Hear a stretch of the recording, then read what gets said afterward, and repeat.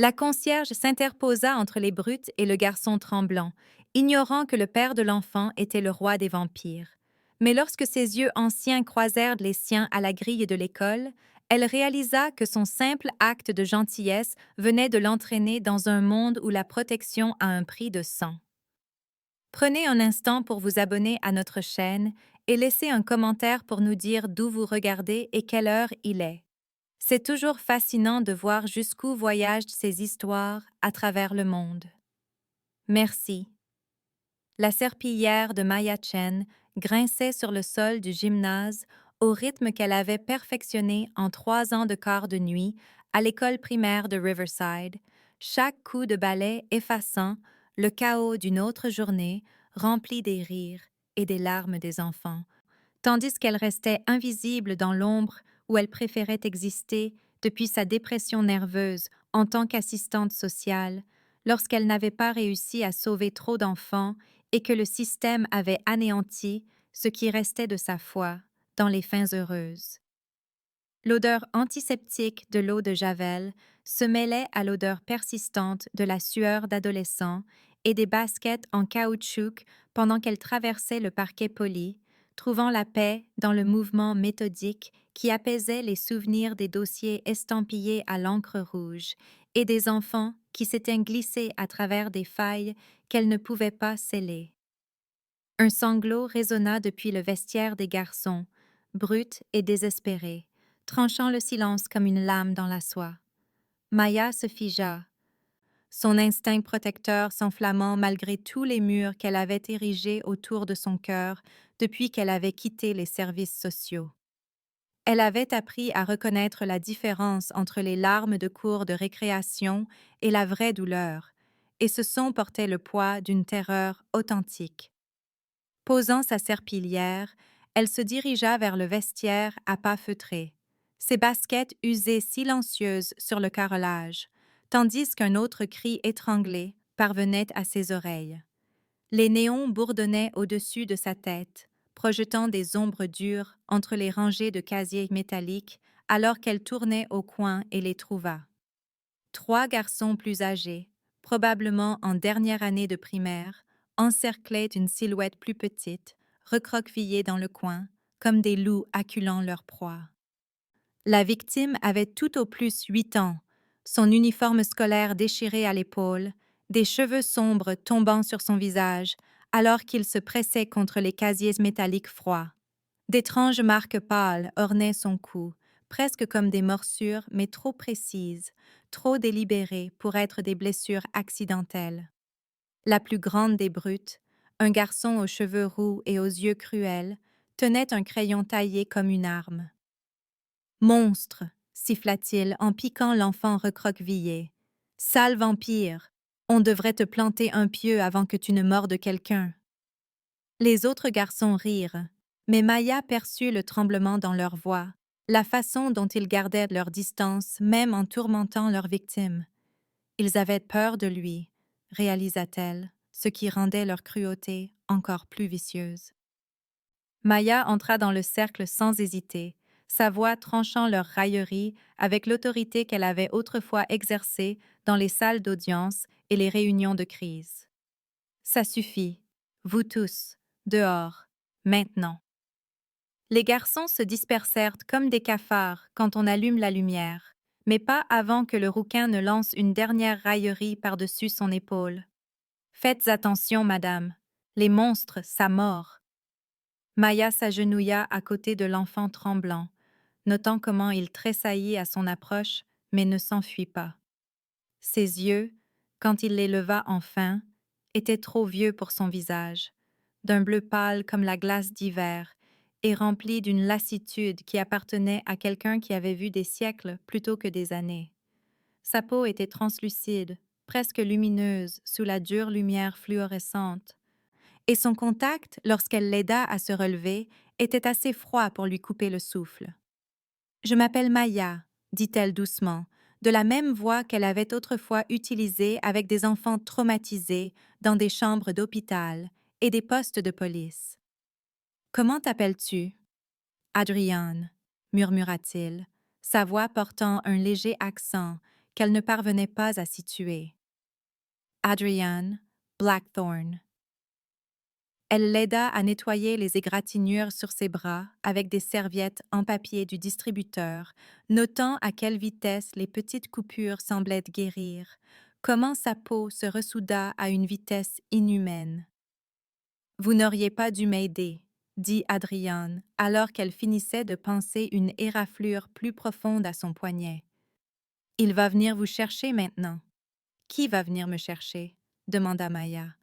Mais Adrienne secoua simplement la tête, la peur vacillant sur ses traits comme la flamme d'une bougie dans une tempête.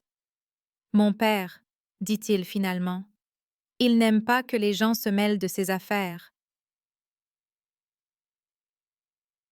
Quelque chose dans son ton glaça le sang de Maya, mais elle se força à sourire et le raccompagna jusqu'à l'entrée principale de l'école où une limousine noire attendait dans la lueur ambrée des lampadaires. La voiture était chère, impeccable, et semblait déplacée dans ce décor de banlieue, comme un corbeau parmi des moineaux. Le père d'Adrienne sortit du véhicule avec une grâce fluide, grand et imposant dans un manteau noir coûteux qui semblait fait sur mesure plutôt qu'acheté en magasin. Le souffle de Maya se coupa lorsque leurs yeux se croisèrent à travers la grille en fer de l'école.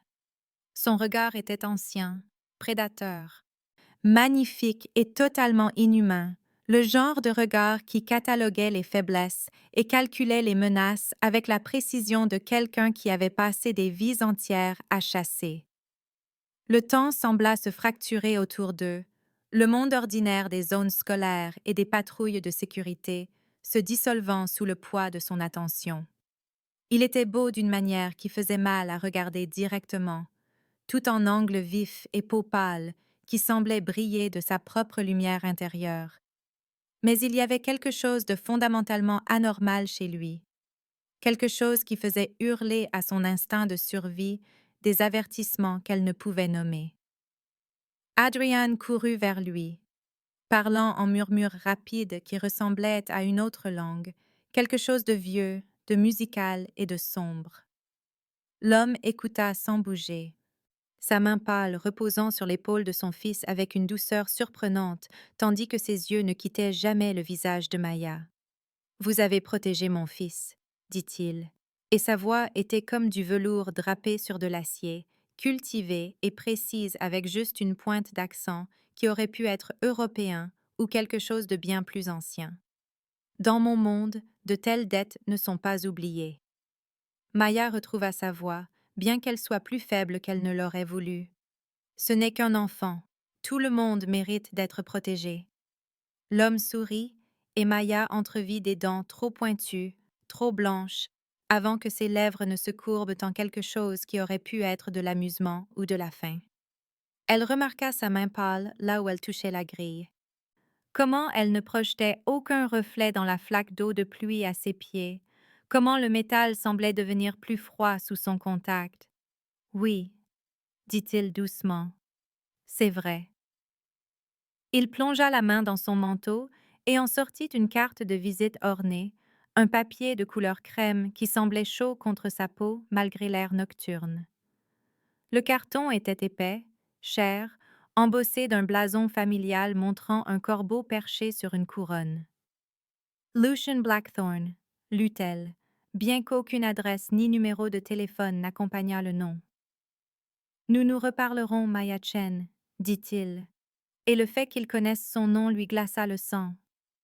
Je me fais un devoir de connaître ceux qui font preuve de bonté envers mon fils. Il y en a si peu dans ce monde. Adrienne monta dans la limousine sans se retourner. Mais Maya entrevit son visage pâle à la fenêtre alors qu'il s'éloignait, son expression coupable, effrayée et infiniment triste.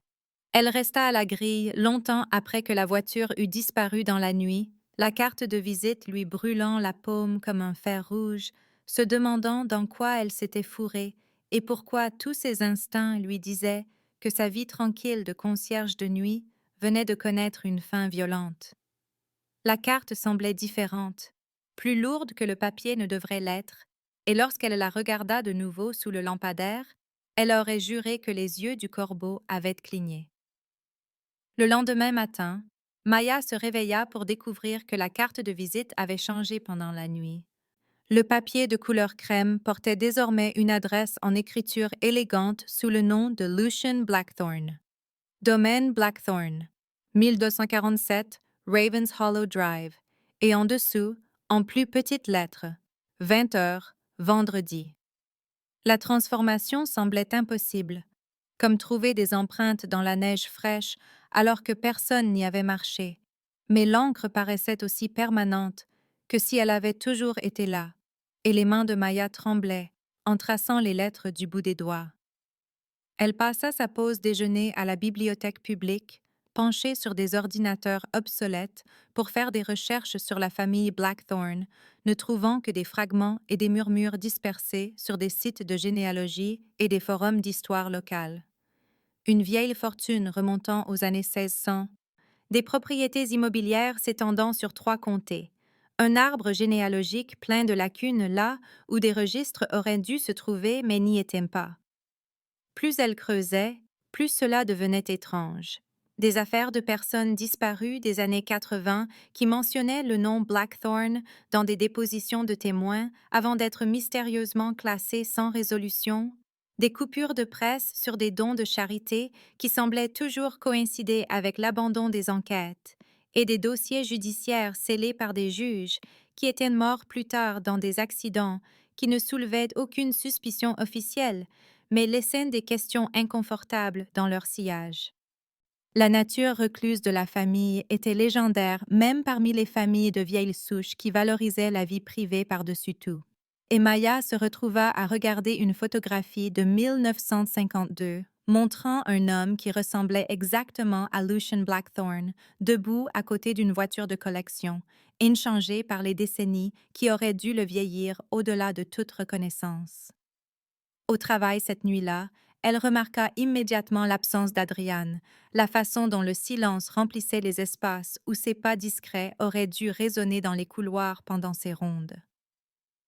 Les 3 brutes qui l'avaient tourmentée manquaient également à l'appel du programme périscolaire, et lorsque Maya interrogea Madame Henderson sur les transferts, le rire nerveux de la directrice ne parvint pas tout à fait à cacher le tremblement dans sa voix.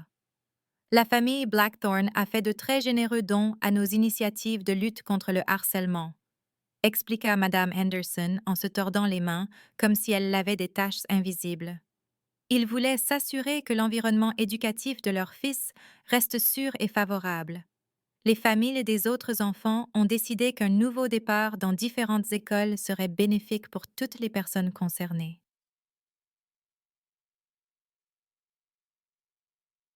Maya insista pour obtenir des détails, mais les réponses de Madame Henderson devinrent de plus en plus évasives, ses yeux se dirigeant vers les caméras de sécurité comme si elle s'attendait à être entendue. Et Maya quitta le travail ce soir-là avec la certitude troublante d'avoir été témoin de l'application discrète d'un pouvoir qui faisait disparaître les problèmes sans laisser de traces officielles. Le vendredi arriva avec un froid inhabituel pour la saison qui rendait son souffle visible dans l'air de novembre, alors qu'elle conduisait sur des routes de plus en plus rurales en direction de Ravens Hollow Drive, dépassant des terres agricoles et des forêts qui semblaient épargnées par l'étalement suburbain. Le domaine Blackthorne s'annonça par d'imposantes grilles en fer forgé qui s'élevaient de piliers de pierre sculptés du blason familial, le motif du corbeau et de la couronne travaillés dans le métal avec une précision gothique qui parlait de siècles plutôt que de décennies de savoir-faire. Des caméras de sécurité suivaient son approche depuis des positions cachées parmi les chênes, leurs lumières rouges d'enregistrement clignotant comme des yeux de prédateurs dans le crépuscule grandissant. Les grilles s'ouvrirent sans qu'elles touchent à l'interphone, douces et silencieuses, comme si elles étaient actionnées par des mains invisibles, et Maya remonta une allée sinueuse qui serpentait à travers des jardins manucurés, où aucune fleur ne s'épanouissait malgré l'aménagement paysager élaboré. Le manoir lui-même défiait toute description facile, un chef-d'œuvre néo-gothique qui semblait figé dans les années 1800, avec des tours et des flèches qui griffaient le ciel assombri comme des doigts, cherchant à atteindre quelque chose au-delà de la compréhension mortelle. Des gargouilles étaient perchées à chaque coin et corniche, Leur visage de pierre usé par les intempéries, mais toujours menaçant, comme si elles observaient les visiteurs avec des yeux sculptés qui détenaient trop d'intelligence pour de simples décorations. Lucian Blackthorne l'attendait à l'entrée principale, encadré par une arche qui aurait pu orner une cathédrale, sa peau pâle lumineuse contre les colonnes de marbre noir.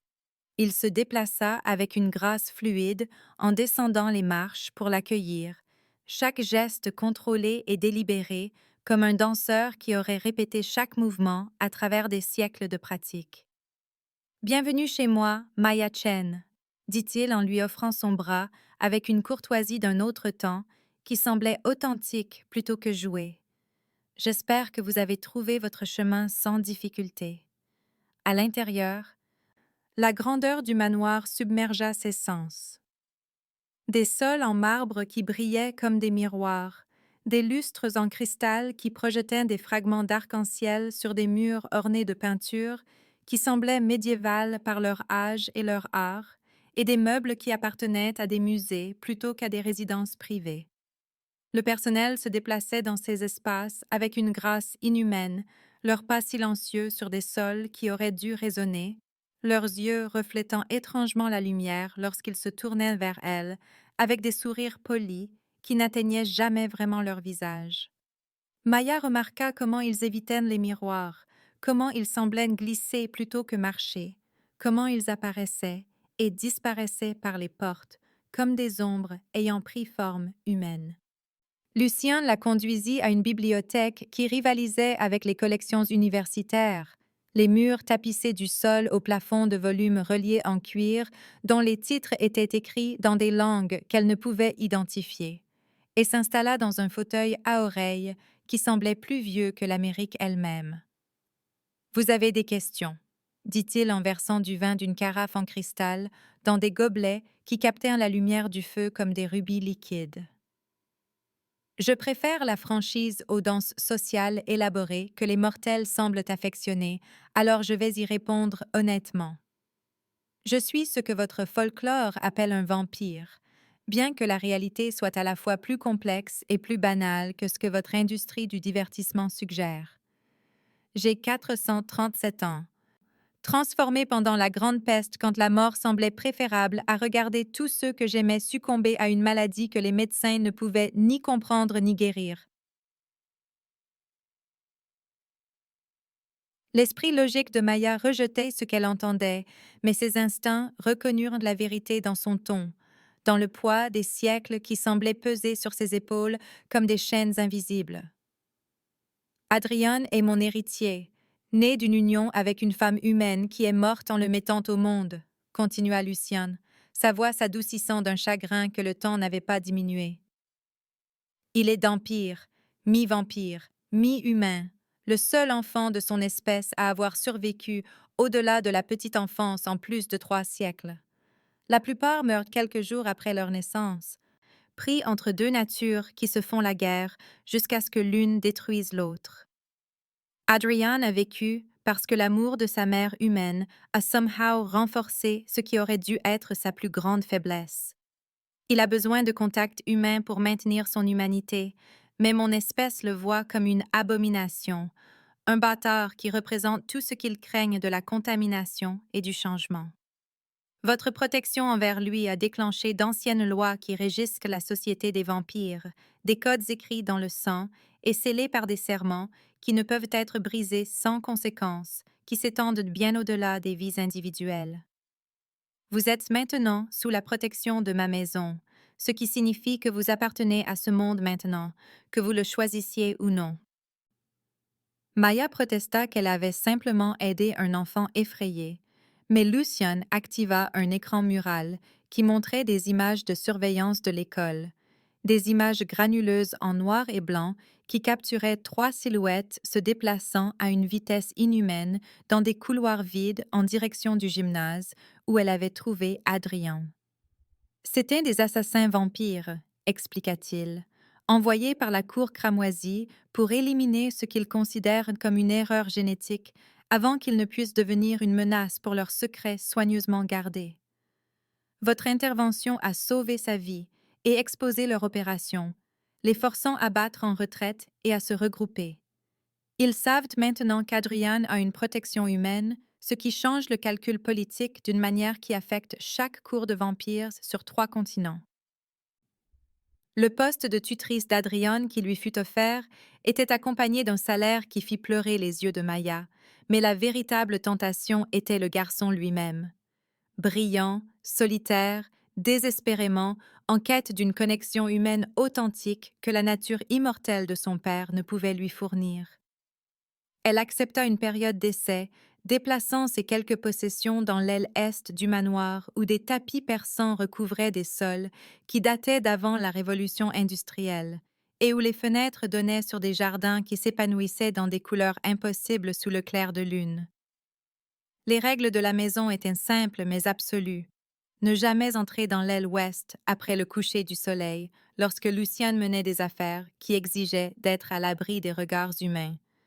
Porter l'amulette de protection à tout moment, car elle l'avertirait des dangers surnaturels que ses sens mortels ne pouvaient détecter, et comprendre que choisir de rester signifiait accepter que les ennemis de Luciane la considéreraient désormais comme une cible légitime, digne d'être éliminée. Adrian s'épanouit sous ses soins, comme une plante recevant enfin la lumière du soleil appropriée, lui montrant des œuvres d'art qui lui coupèrent le souffle, des dessins d'une beauté envoûtante de lever et de coucher de soleil, rendus avec des détails parfaits, malgré sa confession qu'il n'avait jamais vu le soleil se lever ou se coucher. Son talent était extraordinaire, mais Maya remarqua les mesures de sécurité croissantes autour du domaine.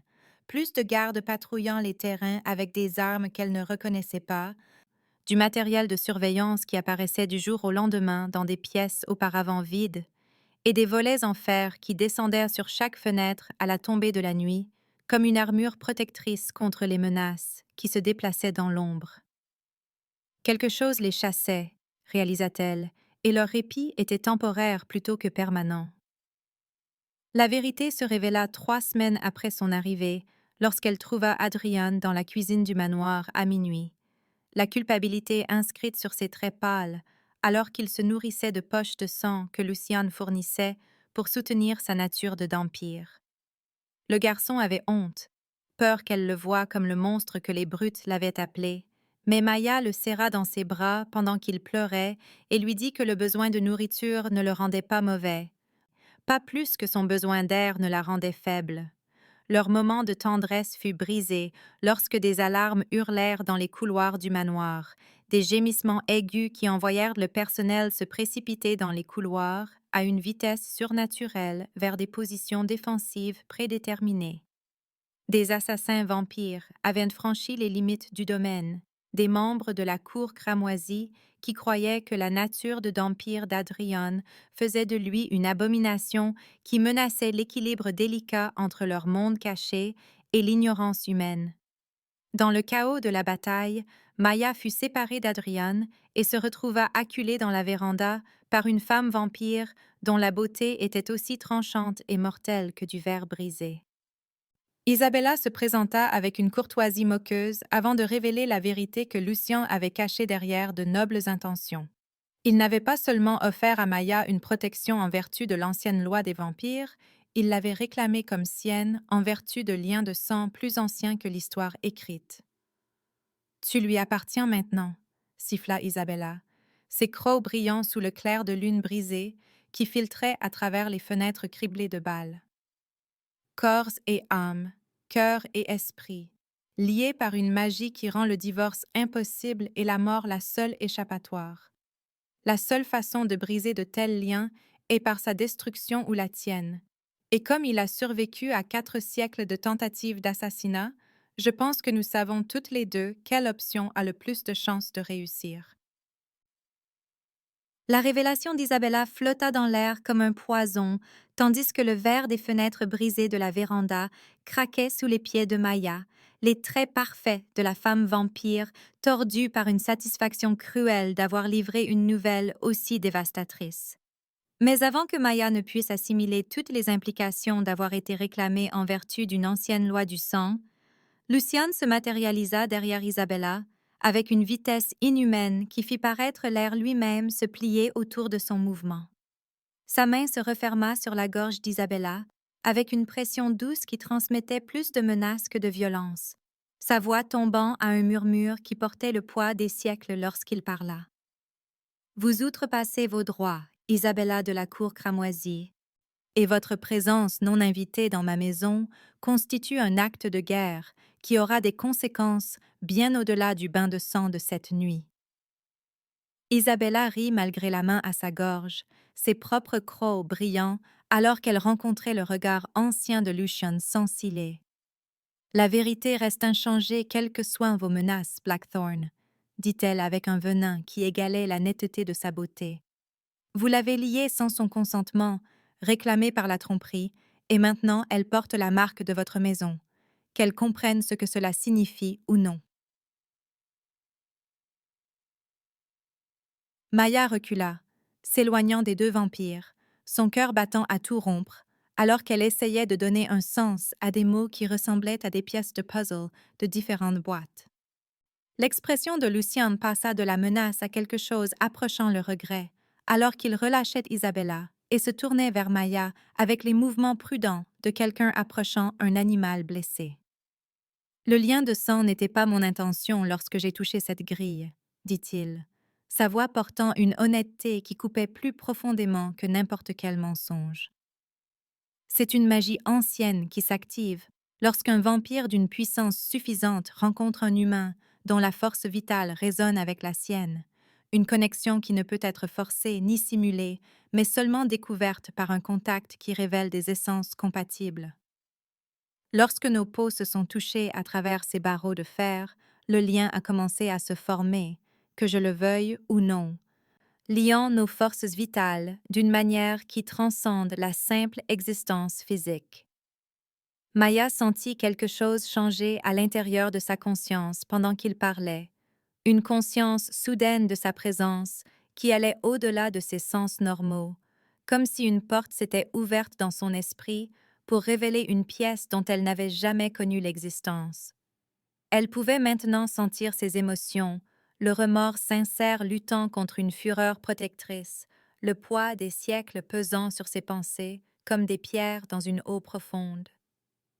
La connexion fonctionnait dans les deux sens, réalisa-t-elle avec une horreur croissante, ce qui signifiait qu'il pouvait sentir sa terreur, son sentiment de trahison, son besoin désespéré de comprendre ce qui lui avait été fait sans permission ni avertissement. Isabella observa cette prise de conscience naître sur les traits de Maya avec une satisfaction prédatrice. « Vous le voyez maintenant, n'est-ce pas ?» ronronna-t-elle, tournant autour d'eux comme un requin sentant le sang dans des eaux sombres. Le grand Lucian Blackthorn, si noble dans sa protection de l'innocent, a omis de mentionner que pour vous sauver, il devait vous asservir à sa volonté pour l'éternité. La colère de Maya s'enflamma, blanche et brûlante, mais à travers le lien, elle sentit l'angoisse de Lucian face à sa douleur, son souhait désespéré, que les circonstances aient permis un choix plutôt qu'une contrainte magique. Le lien signifie plus que des émotions partagées, continua-t-il, ses paroles lourdes d'implication qui glacèrent le sang de Maya. Adrien n'est plus seulement mon héritier, mais aussi le vôtre. Connecté à vous par une magie du sang qui fait de vous son second parent aux yeux de la loi des vampires. Chaque cour dans le monde vous verra désormais comme une menace pour leur structure de pouvoir, car vous représentez quelque chose qu'ils n'ont jamais rencontré. Un humain ayant une prétention légitime à l'autorité des vampires, par des liens qui ne peuvent être ni brisés ni niés. La protection que j'ai offerte n'était pas de la charité, mais de la survie, pour nous tous, car l'alternative était de vous voir mourir lentement tandis que les cours élimineraient toute trace de votre influence sur mon fils. Les jambes de Maya flanchèrent, et elle s'affaissa sur un banc de marbre au milieu de la véranda en ruine, entourée par l'odeur des fleurs exotiques et du sang versé, tout en essayant de mesurer l'ampleur de ce qui avait été révélé. « Nous sommes liés l'un à l'autre maintenant, dit Lucien, s'agenouillant devant elle avec des mouvements qui semblaient être plus une supplication qu'une simple courtoisie. Les seules façons de rompre de telles connexions sont par une victoire complète sur nos ennemis, garantissant que notre sécurité permette au lien d'évoluer naturellement, ou par la mort, qui nous réclamerait probablement tous les trois, étant donné à quel point la magie a déjà entrelacé nos forces vitales. Le rire d'Isabella résonna dans la véranda comme du cristal qui se brise. « Comme c'est romantique », dit-elle avec une moquerie aussi tranchante que des lames. L'ancien seigneur vampire et sa mariée humaine involontaire, liés par une magie qu'aucun des deux n'a choisie, protégeant un enfant d'empire que le monde entier des vampires veut voir détruit. Ce n'est pas de la protection, Blackthorn, c'est un suicide au ralenti qui prendra des décennies à s'accomplir. À travers le lien, Maya sentit la détermination de Lucienne se durcir jusqu'à devenir quelque chose approchant le diamant dans sa détermination inébranlable.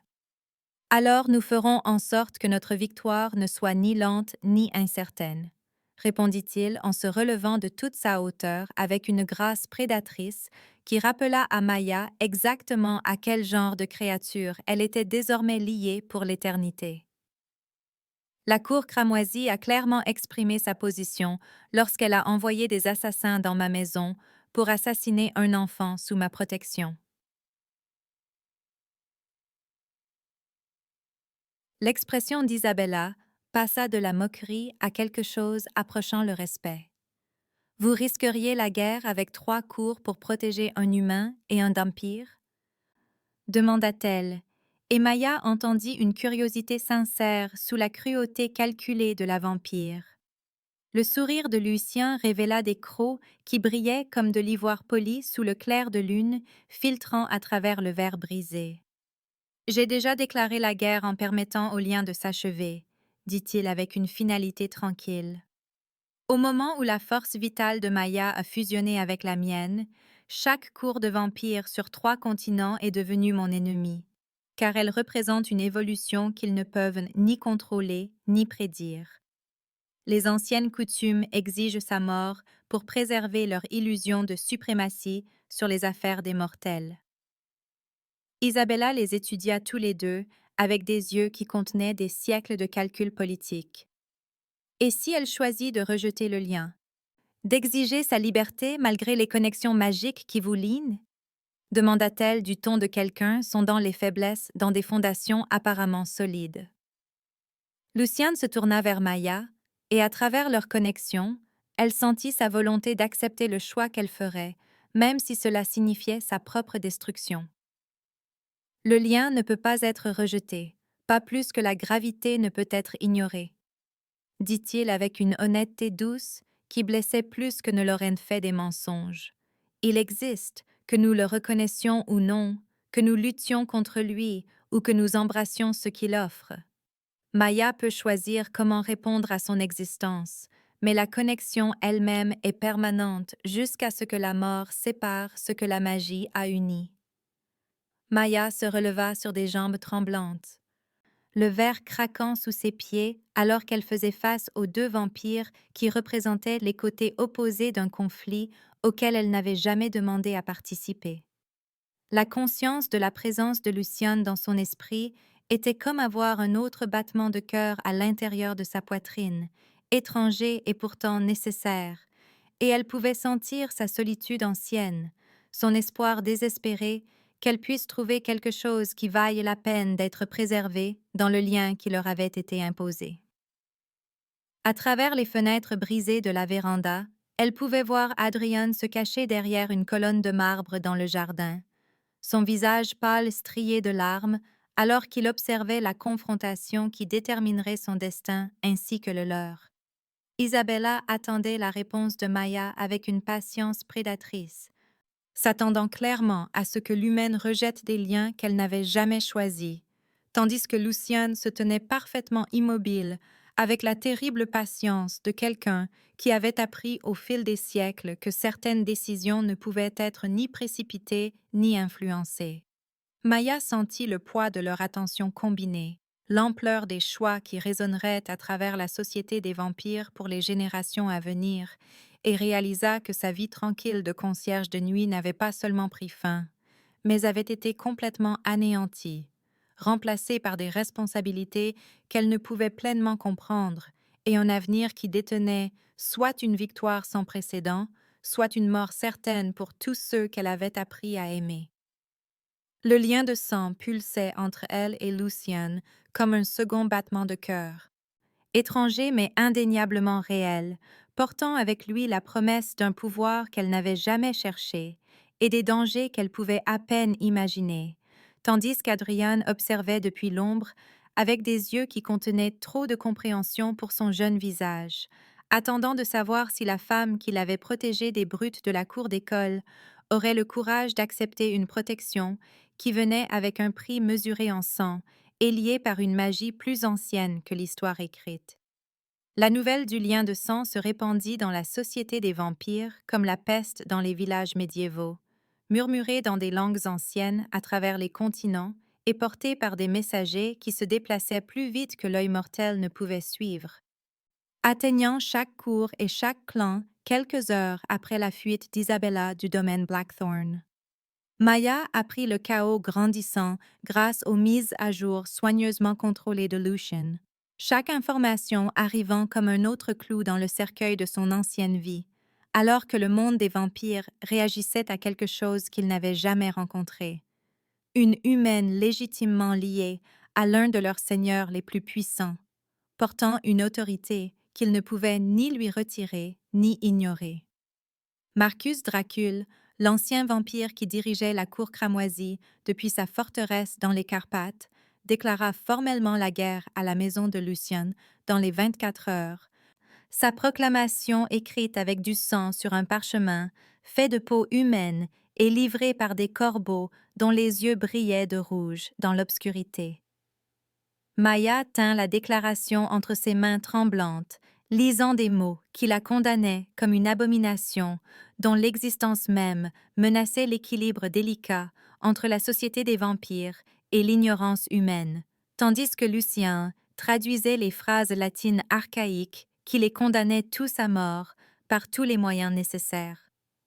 Les implications politiques se déroulèrent comme une partie d'échecs jouée par des maîtres à travers les siècles, chaque mouvement calculé pour maximiser les dégâts tout en maintenant une dénégation plausible, et Maya découvrit rapidement que les vampires comme Adrian n'étaient pas seulement chassés pour leur nature mixte, mais parce qu'ils représentaient quelque chose de bien plus dangereux. La capacité de se reproduire, de créer une armée qui ferait le pont entre les mondes humains et vampires, sans les faiblesses qui affligeaient chaque espèce. Contrairement aux vampires purs qui ne pouvaient créer plus de leur espèce que par le processus de transformation qui se terminait souvent par la folie ou la mort, les vampires pouvaient avoir des enfants naturellement, engendrant potentiellement une race hybride qui rendrait la société traditionnelle des vampires obsolète en quelques générations. L'ancienne vie de Maya disparut morceau par morceau comme une photographie brûlant par les bords, chaque élément systématiquement détruit par des forces qui se déplaçaient dans l'ombre et ne laissaient aucune trace que les autorités humaines pouvaient suivre. Son appartement brûla dans un incendie d'origine électrique que les enquêteurs ne purent tout à fait expliquer, consumant tout ce qu'elle possédait ainsi que tout le 3e étage de l'immeuble, tout en épargnant mystérieusement les étages supérieurs et inférieurs. Ses quelques amis commencèrent à recevoir des menaces anonymes qui les firent fuir chez des parents dans des villes lointaines, trop terrifiés pour maintenir le contact avec quelqu'un dont la simple connaissance les avait apparemment marqués pour l'élimination. Son historique d'emploi disparut des bases de données informatiques comme si elle n'avait jamais travaillé nulle part. Son numéro de sécurité sociale signalé dans des systèmes dont elle n'avait jamais entendu parler. Toute son existence légale lentement effacée par des vampires qui comprenaient que l'isolement était souvent plus efficace que la violence pour briser la résistance humaine à leur volonté. Elle fut coupée de tout ce qui était humain, à l'exception d'Adrian, qui s'accrochait à elle comme à son encre d'humanité, tandis que le lien de sang s'approfondissait chaque jour, créant des connexions qui transcendaient la simple émotion pour devenir quelque chose approchant une conscience partagée.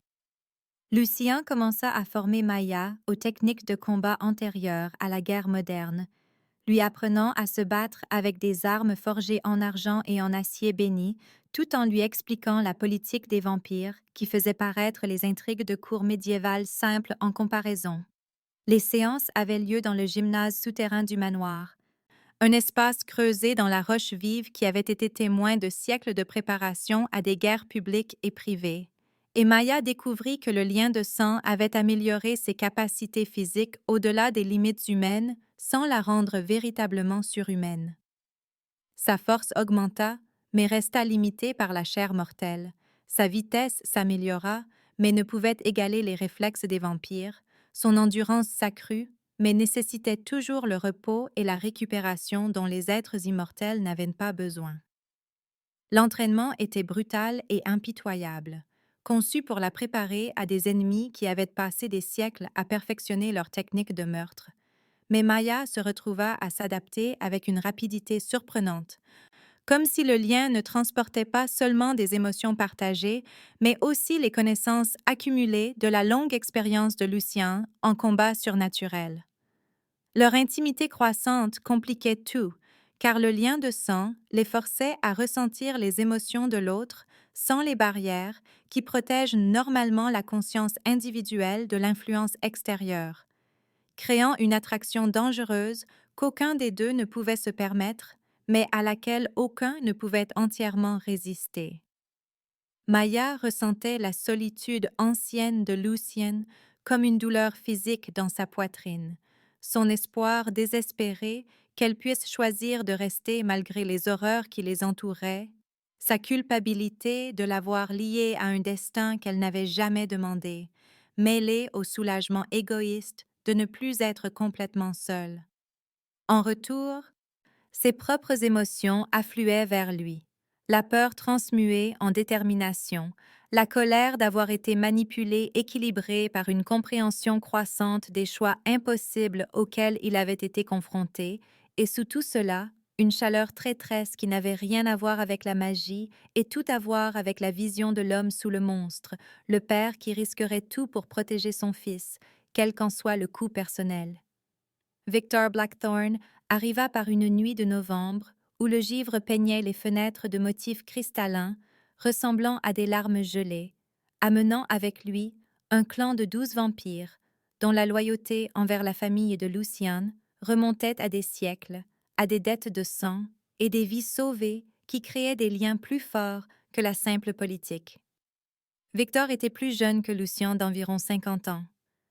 Mais il se déplaçait avec la même grâce létale, ses cheveux sombres et ses traits pâles le marquant clairement comme un membre de la famille, tandis que ses vêtements modernes et ses manières décontractées suggéraient quelqu'un de plus à l'aise pour s'adapter au temps qui change que son frère aîné.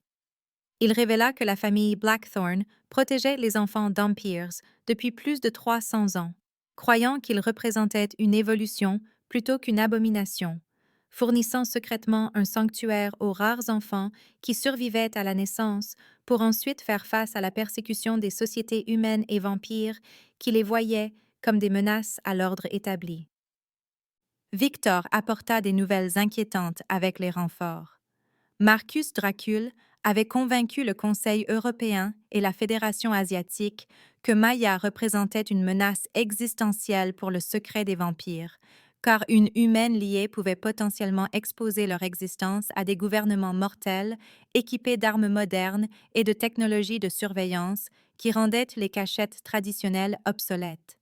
Il croyait que les connexions humaines de Maya, renforcées par des capacités surnaturelles accordées par le lien, pourraient jeter un pont entre des mondes qui étaient restés séparés pendant des millénaires, créant un chaos qui se terminerait par l'extinction des vampires sous le feu nucléaire et la haine humaine.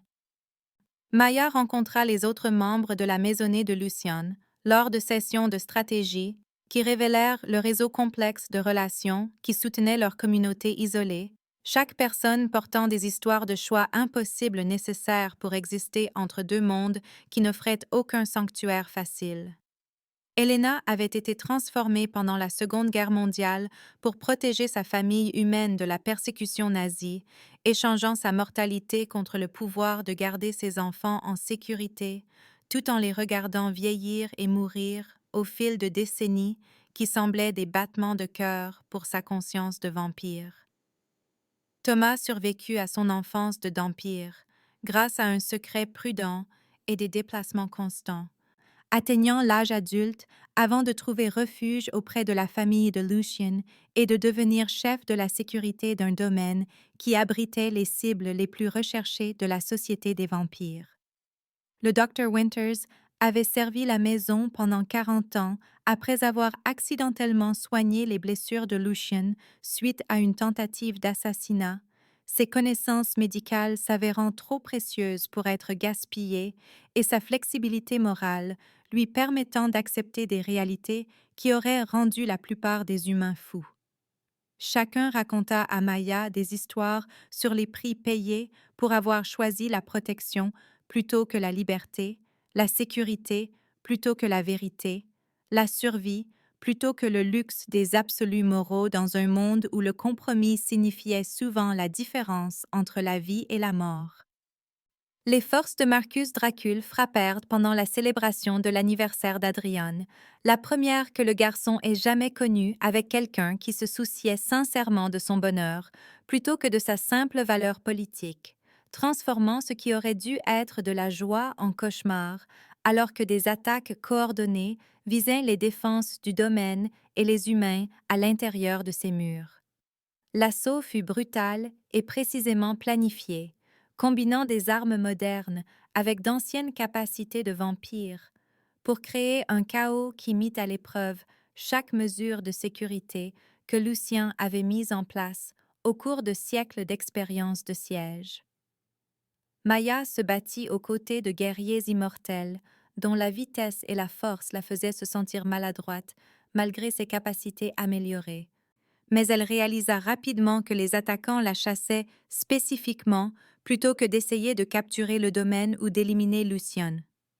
Ils croyaient que tuer l'humaine briserait le lien de sang et plongerait Lucien dans une folie de chagrin qui éliminerait les deux menaces tout en laissant Adrian vulnérable à la capture ou à l'exécution, une stratégie qui révélait leur incompréhension fondamentale des liens forgés par une connexion authentique plutôt que par une simple contrainte magique.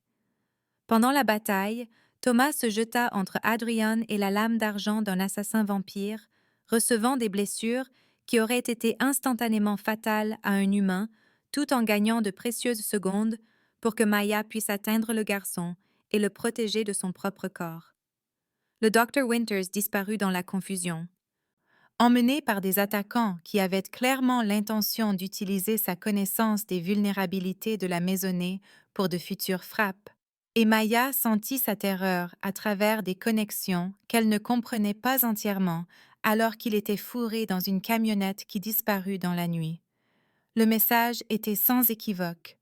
Tous ceux que Maya aimait étaient désormais une cible légitime dans une guerre qu'elle n'avait jamais choisi de rejoindre, et le seul moyen de les protéger était d'éliminer la menace à sa source, avant que la patience de Marcus Dracul ne s'épuise, et qu'il ne décide que la destruction totale était préférable à un siège prolongé. Dans les jours qui suivirent, alors qu'il comptait les blessures et les pertes, tout en soignant Thomas et en planifiant les opérations de sauvetage pour le Dr. Winters, Maya exigea d'apprendre tout sur le combat et la politique des vampires qui pourrait lui donner un avantage dans les conflits à venir. Lucien révéla toute l'étendue de leur situation avec la franchise brutale que les circonstances exigeaient. 3 grandes cours de vampires s'étaient alliées contre eux. La loi traditionnelle des vampires leur donnait le droit de contester la prétention de Lucien sur Maya par un combat formel, et s'ils perdaient un tel défi, Maya et Adrian seraient tous deux exécutés comme des abominations dont l'existence continue menaçait l'ordre établi. Cependant, il existait une ancienne faille que même Marcus Dracul ne pouvait ignorer. Maya, en tant qu'humaine légitimement liée, pouvait invoquer le jugement par le champion et se battre pour sa propre liberté. Choisissant le combat singulier plutôt que les manœuvres politiques qui favorisaient les puissances plus anciennes et mieux établies avec des siècles d'influence et de dettes accumulées. L'entraînement qui suivit fut conçu pour la préparer à des ennemis qui avaient perfectionné leur technique de meurtre au cours de vie qui éclipsaient la civilisation humaine, des sessions brutales qui poussèrent ses capacités améliorées à leurs limites, tout en lui apprenant à penser comme quelqu'un dont la survie dépendait de surpasser des adversaires dotés d'avantages surnaturels. Maya découvrit que le lien de sang l'avait changé au-delà d'une simple amélioration physique, lui donnant accès à des réflexes et des instincts qui semblaient empruntés aux siècles d'expérience de Lucian, tout en restant fondamentalement humains dans leurs limitations et leurs contraintes morales. Adrian aida en partageant les informations qu'il avait recueillies grâce à des œuvres d'art qui se révélèrent être plus que de simples images.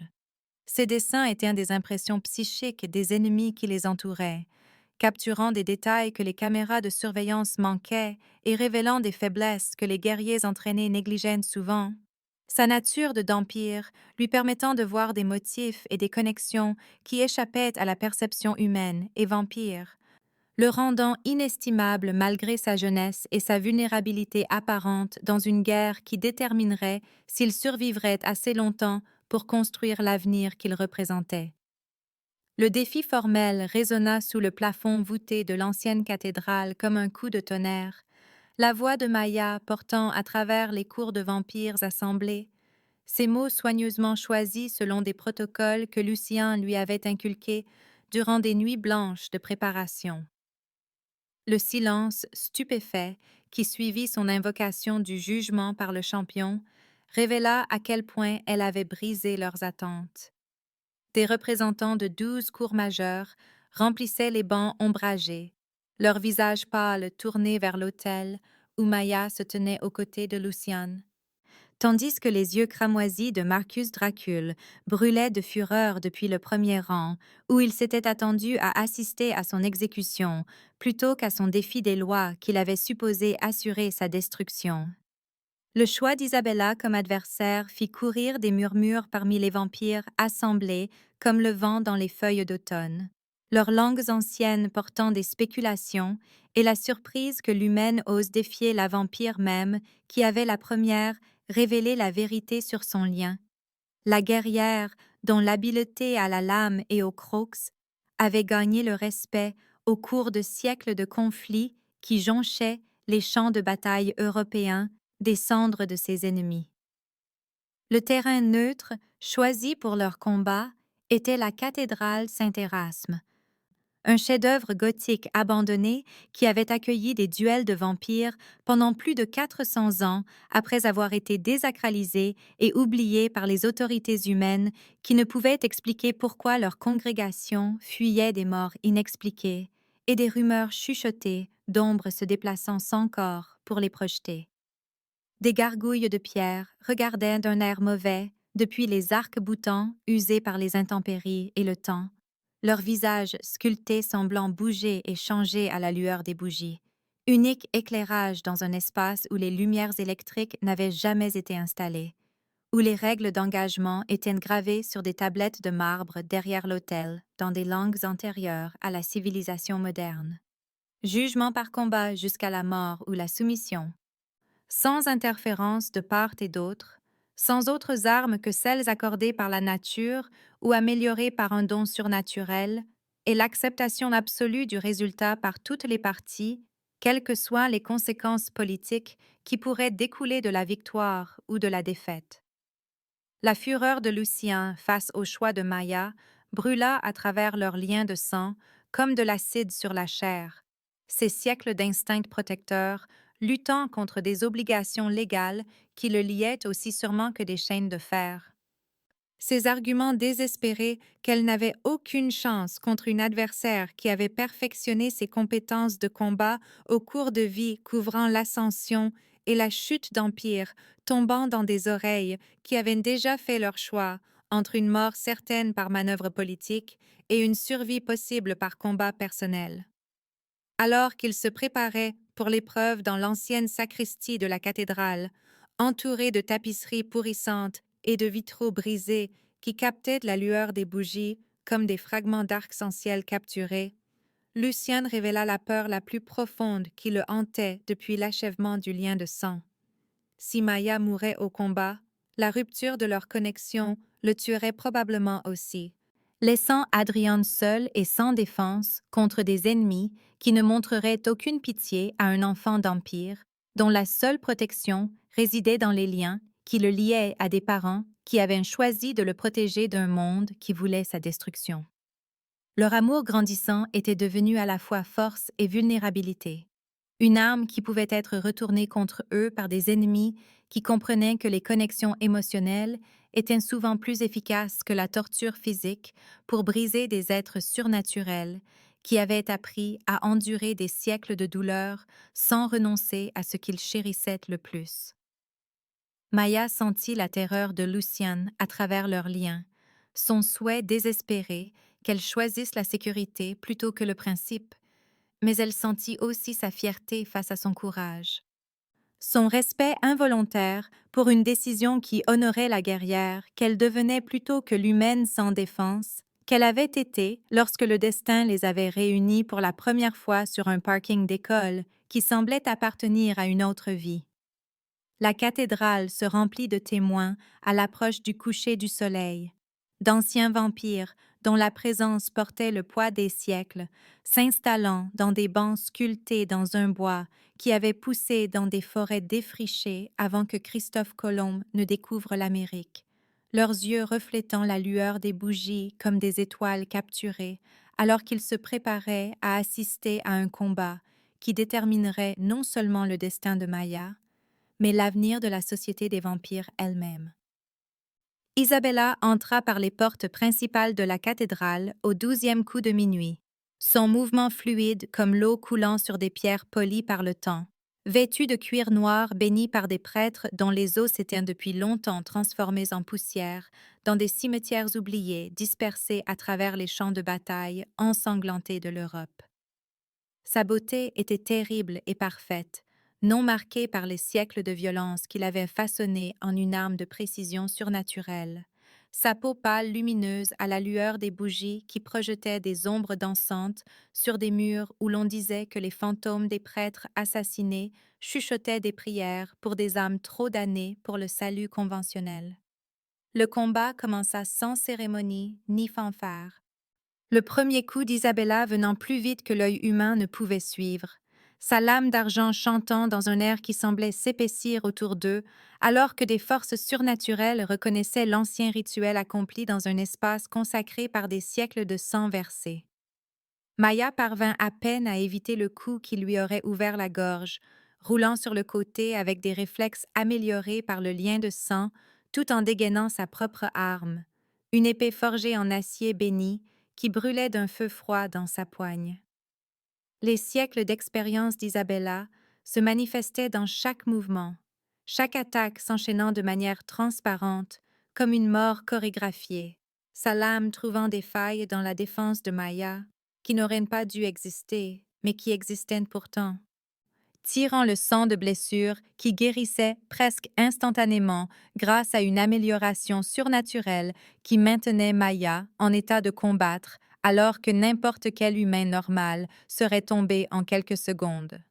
Mais la créativité et l'imprévisibilité humaine de Maya lui donnaient des avantages que la nature vampirique d'Isabella ne pouvait anticiper, des changements soudains de rythme et de stratégie qui perturbaient des schémas d'attaque affinés au cours de vies de combat contre des adversaires qui se battaient selon des règles que Maya n'avait jamais apprises et par lesquelles elle ne pouvait donc pas être liée dans sa lutte désespérée pour la survie. La bataille fit rage à travers la nef de la cathédrale, tandis que les spectateurs vampires observaient en silence absolu. Leurs anciennes lois interdisant toute intervention qui pourrait influencer l'issue d'un combat qui déterminerait des questions trop importantes pour être décidées par un compromis politique ou une négociation diplomatique. Isabella confessa entre deux coups qu'elle ne se battait pas par haine, mais par devoir. Sa conviction sincère que l'existence de Maya menaçait l'équilibre délicat qui maintenait les vampires cachés de l'humanité, guidant chaque coupe et chaque estoc de sa lame, sa peur que les humains liés puissent exposer la société des vampires à des gouvernements mortels, équipés d'armes capables de mettre fin à leur espèce par le feu nucléaire, donnant une urgence désespérée à des attaques qui se rapprochaient de plus en plus de mettre fin au combat par la mort de Maya. Le tournant se produisit lorsque Maya réalisa qu'elle ne se battait pas pour détruire la culture des vampires, mais pour l'étendre, pour prouver que les humains et les vampires pouvaient coexister sans que l'un ne domine l'autre. Sa stratégie défensive passa à l'offensive alors qu'elle commençait à démontrer par le combat que le pouvoir lié à l'humanité créait de la force plutôt que de la faiblesse, que la coopération pouvait accomplir ce que des siècles de domination et de peur n'avaient pas réussi à faire pour maintenir les deux espèces en sécurité face aux dangers qui les menaçaient séparément. La surprise d'Isabella face à ce changement de tactique lui coûta l'avantage qu'elle avait maintenu grâce à une compétence et une expérience supérieures. L'approche non conventionnelle de Maya, exploitant des faiblesses que la vampire n'avait jamais été forcée de protéger en des siècles de combats contre des adversaires partageant sa nature surnaturelle et ses hypothèses culturelles. L'échange final eut lieu lorsqu'Isabella trébucha sur les débris d'un banc brisé, son équilibre parfait perturbé juste assez pour la laisser vulnérable, et la lame de Maya trouva sa gorge avec la précision que des heures de combat désespérés avaient gravée dans sa mémoire musculaire, améliorée par des dons surnaturels. Mais au lieu de porter le coup fatal que l'ancienne loi permettait, Maya choisit la clémence, une décision qui stupéfia chaque témoin vampire en un silence absolu.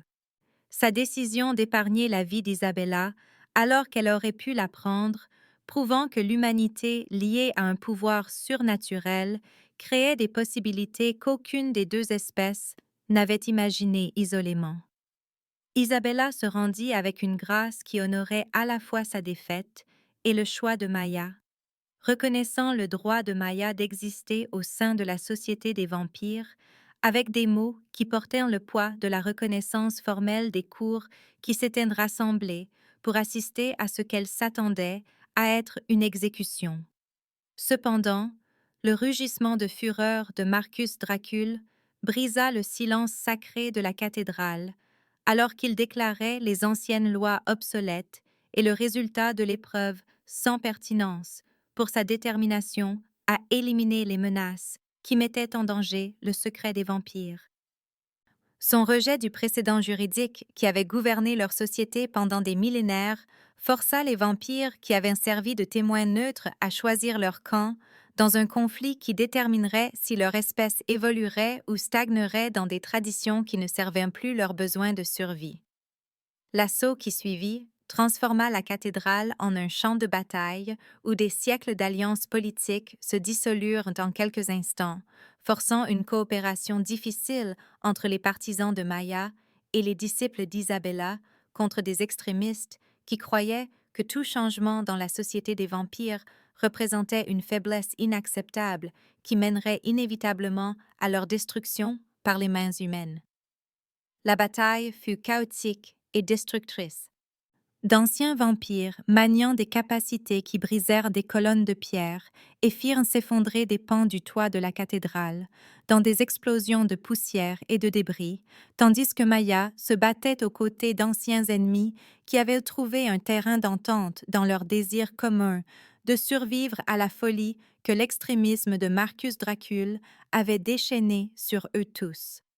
Le conflit atteignit son apogée lorsque Marcus lui-même affronta Lucian en combat singulier devant l'autel en ruine, leur affrontement de forces surnaturelles créant des ondes de choc qui fissurèrent les pierres de fondation de la cathédrale et firent tomber les gargouilles de leurs perchoirs pour s'écraser sur des sols rendus glissants par le sang de blessures humaines et vampiriques. Maya sentit le danger de Lucian à travers leurs liens.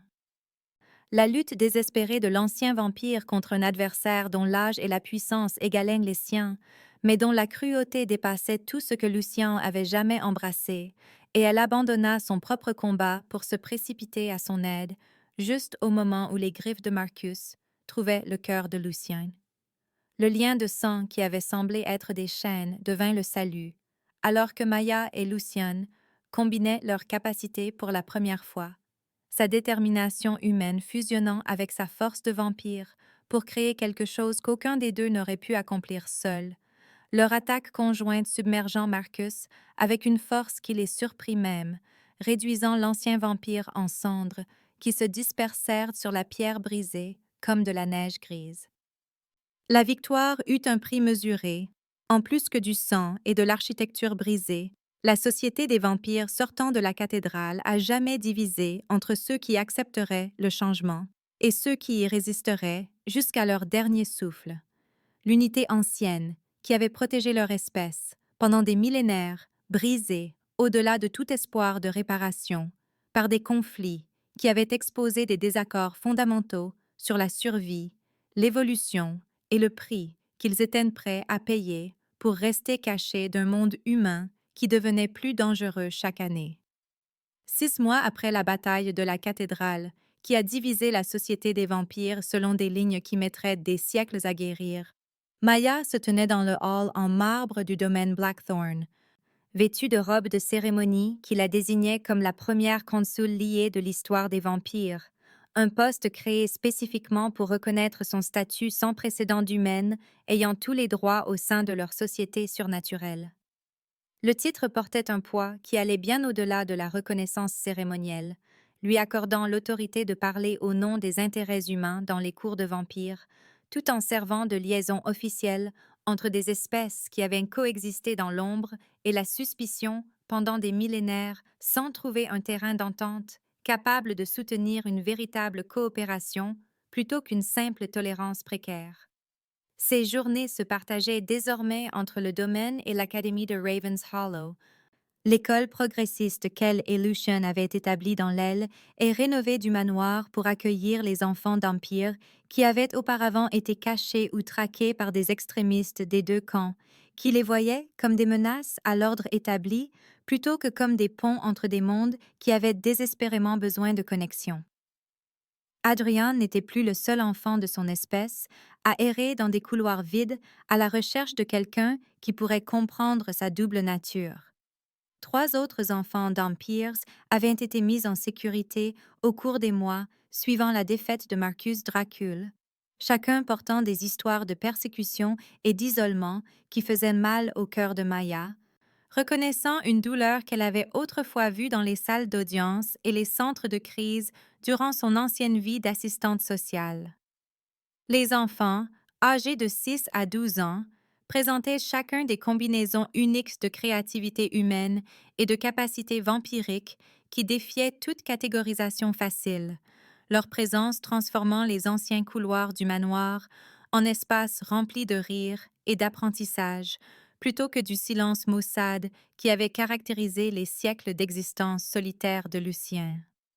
Maya leur servait de pont entre les mondes humains et vampires, leur enseignant les mathématiques et la littérature aux côtés de l'histoire des vampires et du droit surnaturel, les aidant à comprendre que leur héritage mixte représentait une force plutôt qu'une faiblesse, une évolution plutôt qu'une contamination.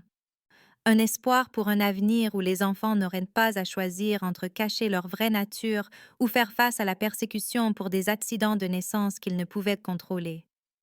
Sa relation avec Lucien avait évolué en quelque chose de sans précédent, un véritable partenariat entre humains et vampires basé sur le choix plutôt que sur une contrainte magique, leur lien de sang s'approfondissant en une connexion émotionnelle qui transcendait les forces surnaturelles qui les avaient d'abord réunis dans des circonstances qu'aucun des deux n'avait choisies.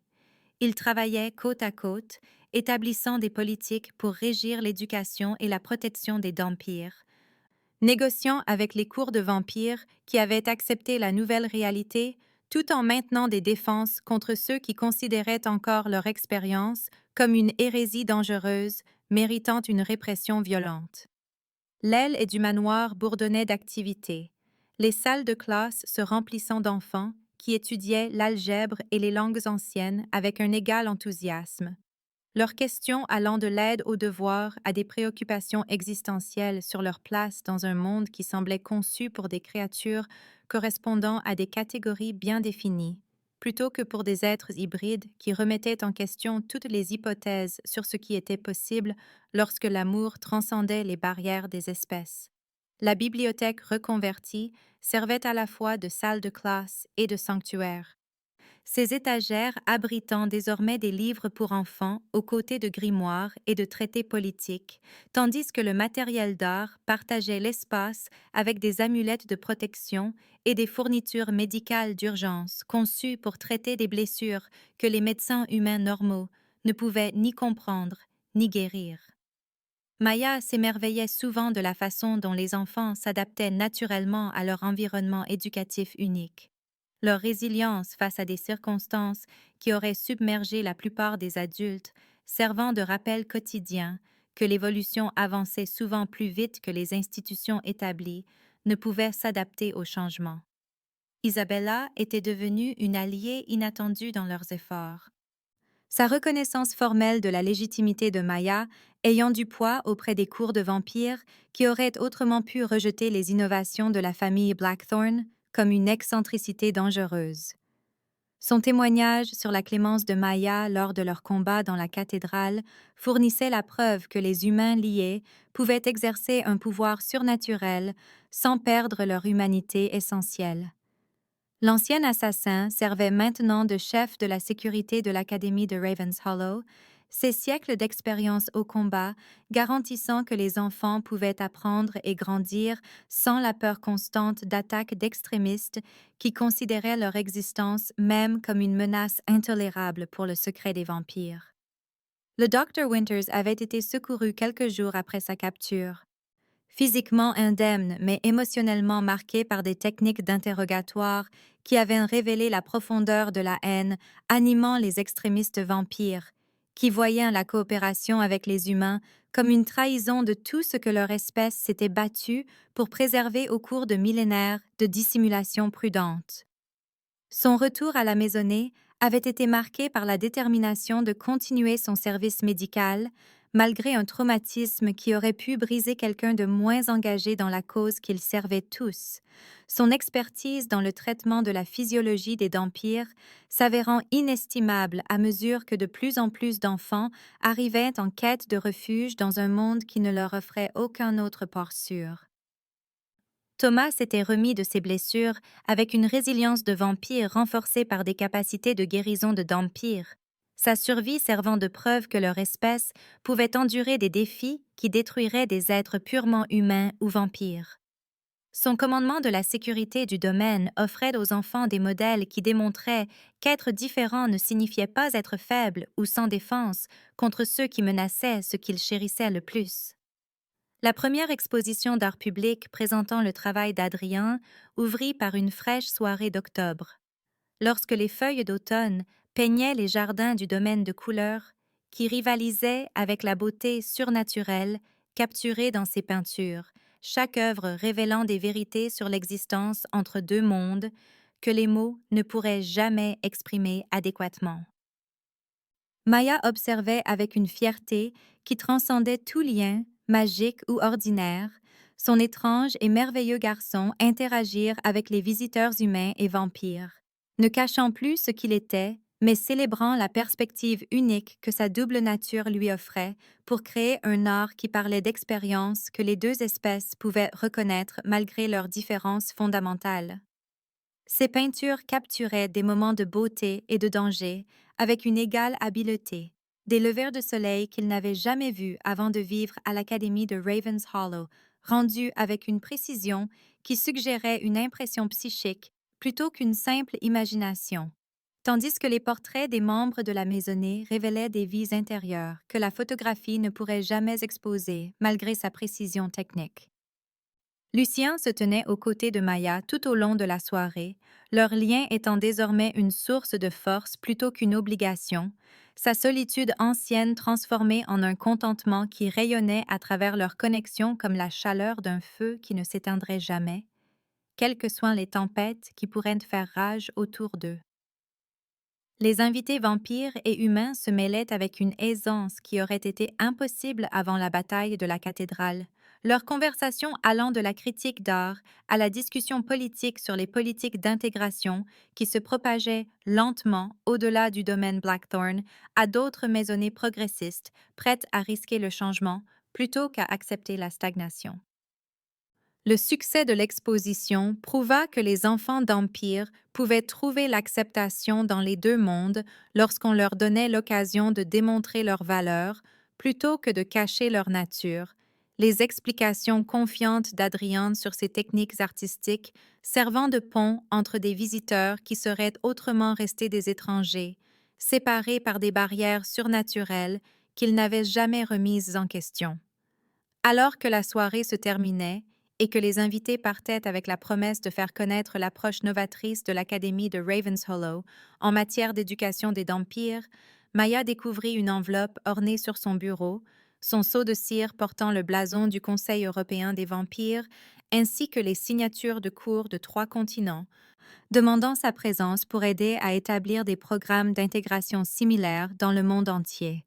La lettre révélait que la nouvelle de leur succès avait voyagé plus vite que les communications officielles, inspirant d'autres familles de vampires à envisager des possibilités qu'elles n'avaient jamais osé explorer, lorsque les enfants d'Empire étaient considérés comme des secrets honteux plutôt que comme des ressources précieuses méritant protection et éducation.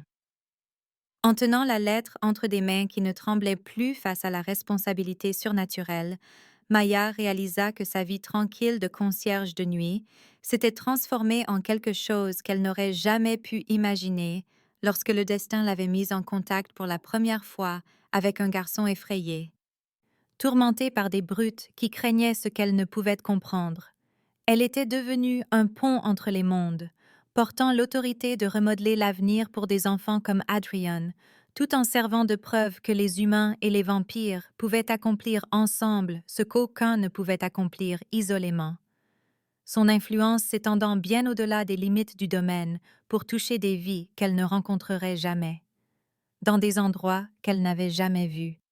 L'histoire se concluait avec Maya prenant la main de Lucien, alors que l'aube se levait sur des jardins où des enfants d'Empire jouaient à des jeux combinant la créativité humaine et les capacités vampiriques, leur rire résonnant dans des couloirs qui avaient autrefois été silencieux de secrets, mais qui sonnaient maintenant de la possibilité d'un avenir qu'aucun des deux mondes n'aurait pu imaginer seul.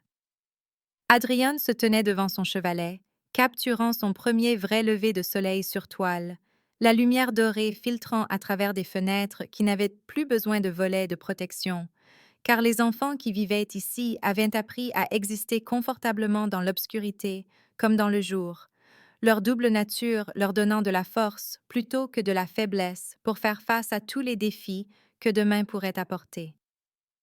Le reflet de Maya apparaissait clairement dans la fenêtre à côté de l'absence de Lucien. Leurs mains entrelacées, humaines et vampires, séparées mais unies, projetant une seule ombre dans la lumière du matin, tandis qu'Adrian peignait l'espoir avec des couleurs qui n'avaient jamais existé, avant que les enfants n'apprennent qu'ils pouvaient appartenir aux deux mondes simultanément, sans sacrifier ce qui les rendait uniques. Leur avenir s'étendant devant eux comme un lever de soleil sur un paysage qui promettait des aventures dignes du courage qu'ils avaient déjà montré en choisissant l'amour plutôt que la peur, l'acceptation plutôt que la haine, l'évolution plutôt que la stagnation dans un monde qui avait enfin de la place pour des créatures qui refusaient de rentrer dans les catégories que les générations précédentes avaient acceptées comme une loi immuable.